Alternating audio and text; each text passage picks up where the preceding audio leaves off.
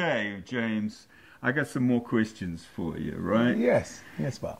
I really liked what you've been doing recently with your band and thank you. what's been going on down in Yoshi's and so on.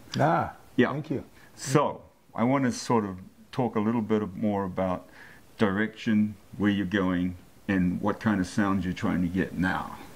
Whoa, that's a good question, Bob.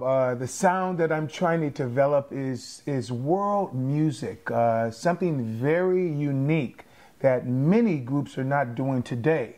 So that's combining lots of percussion, raw percussion, and dancers, beautiful dancers, and putting together melodies and melodic sounds, but mostly lots of rhythm.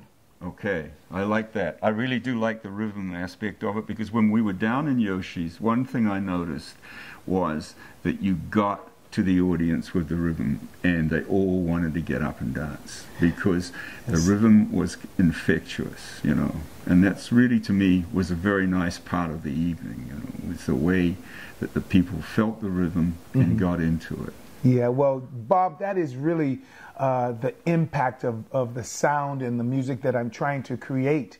Is because most of the time when you hear percussion players, you only hear a little bit of the track.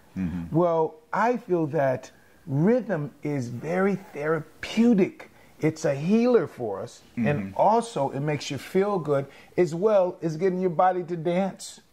Okay, so you had about, you had yourself on percussion and two other drummers up there, and that, I think, also added to the power of the performance because there was just so much rhythm coming from your group. Yeah, what was really interesting about that that night, Bob, is that I did have two of the master drummers, Billy Johnson from Santana, and then also I had Richie Rich from the Delphonics, and these were very powerful drummers.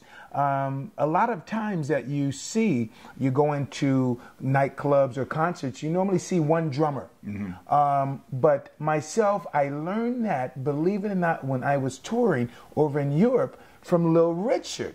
Yeah. And when I saw Little Richard with two drummers, two guitar players, two bass players, and we were in the back dressing room, and all of a sudden when they started to play, I looked at everyone, I go, wow, what is that sound? It was like something just lifted up the floor, and I went out and it was Little Richard. And ever since then, I've never forgotten the impact of what the rhythm brought, even before he started to sing.